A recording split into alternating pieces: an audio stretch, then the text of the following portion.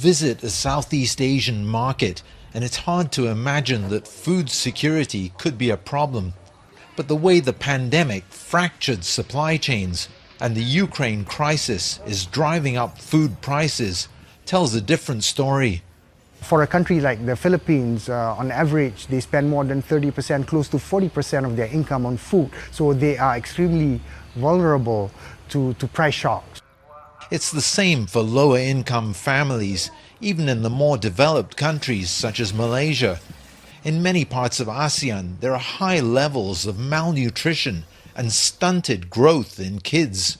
And it's likely to worsen in the face of soaring food prices. It's very prevalent in the lower income group because of the quality of food that they consume. You consume a lot of starch, which is cheap. It's also subsidized. It's available, it's cheap, it's filling, but it's not very nutritious. Smallholders produce much of Southeast Asia's agricultural output, which tends to be inefficient.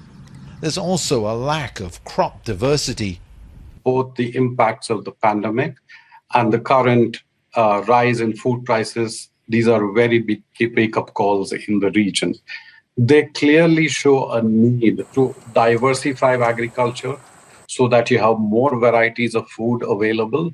Not only does this make economic sense, but at the same time, we also have a diverse diet, which is what is required for nutrition.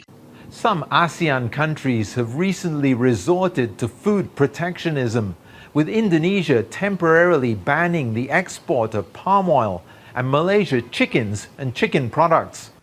It's the opposite of what analysts say the region should be doing.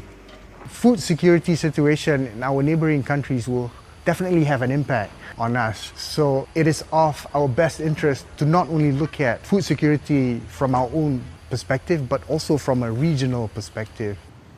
In other words, the ASEAN bloc thinking and acting more like the community it aspires to be better prepared for any future food security shocks. Rian Maelzer, CGTN, Kuala Lumpur.